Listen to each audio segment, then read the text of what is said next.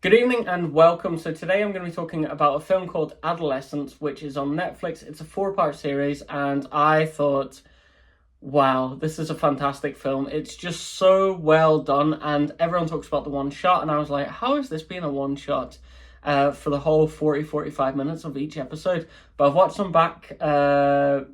backstage stuff, I've watched some behind the scenes stuff, and it's just phenomenal how they have shot this and how the director of photography was breaking it down, the writer was breaking it down, how it was filmed, how the behind the scenes, how much quick motion that the actors had to go through. And I was like, geez, I fully commend this whole thing.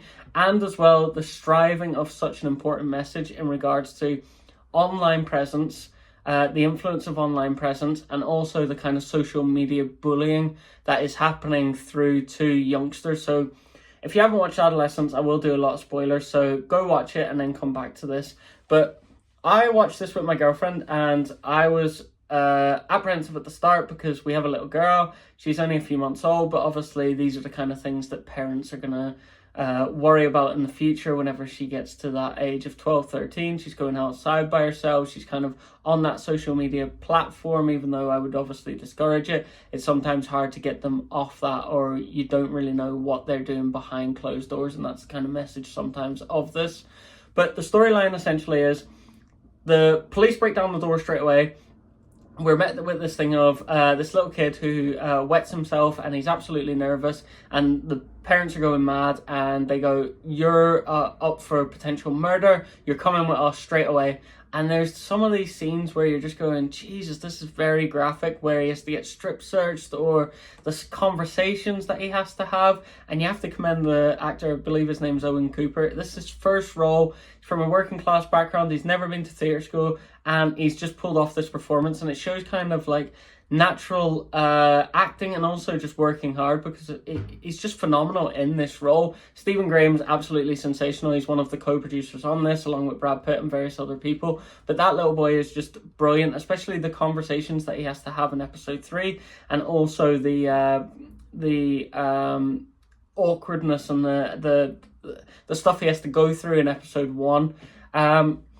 I really enjoyed this. I thought it was a very good examination in regards to social media pressures as well. There's talk about incels. There's talk about, Andrew Tate, the kind of masculinity and the manosphere, I think it's called, and kind of the pressures on young children, especially men and boys, in regards to how they want to grow up, how they want to be perceived by women. And I just thought it was a great examination of how tough it is for young people, because back in my day, it would be if you got bullied at school, it was between 9 and 3, 4, and you could go home and you could get out of that environment. There was no checking your socials, seeing people write stuff, seeing people laugh at stuff, seeing people share stuff. It's such a tough environment to be in if bullying is a thing, and it's constant throughout your life. Throughout your time, during the day and also at night, if you are susceptible to being on social media. I thought the way they handled this was just brilliant. There was no kind of complexities in the plot. It showed the little boy stabbing the girl through kind of social media bullying, of being called an incel, of not kind of being successful with girls, and also kind of having this kind of laddish behavior where he expected her to possibly fancy him, or if she was commenting on his page, then it was like, oh, she quite likes me. And that was none of the case. Like, she was just essentially making fun of him, and also she was just, just getting on with her life as well.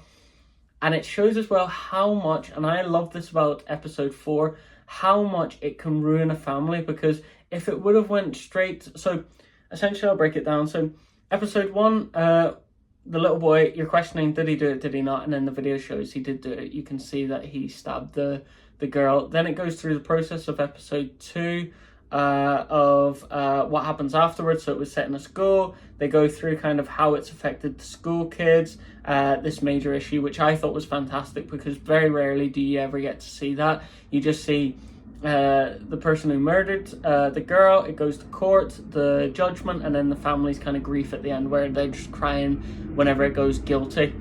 But what I liked about this was that it showed the school, the impact of the school, the kids their friendships, the trusting, the kind of culture that it's grown up in, and the little guy Adam, who was the son of the cop, going, "No, Dad, you don't understand. Like 80% of women are only attracted to 20% of men," and this is the stuff that they're seeing online, which is very frightening. And then we go to episode 3, which was very interesting because we got to see how someone is. How a conversation can happen and what the ideologies of the child can be in regards to influence through social media, and also having to be this person that is looked down upon on society, but also by his father that we've seen, because he said, "I couldn't get over the shame that my father showed me whenever I couldn't play football." And then episode 4, we get to see how the family felt. So the grieving process of the mom, the sister, and also the dad.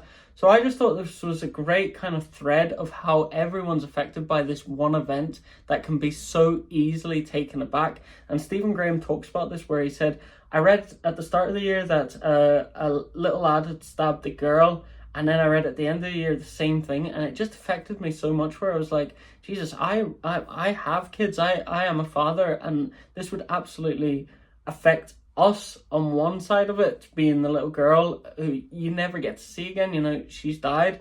And then the other side of the boy, where their family is absolutely ruined. Like he has nonce written on his van, his business is flooding. He can't keep down any jobs because of what his son's done, the kind of silent, withheld sorrow that he holds. He can't express himself, and that shows kind of the generational thing of men of that age not being able to express their feelings.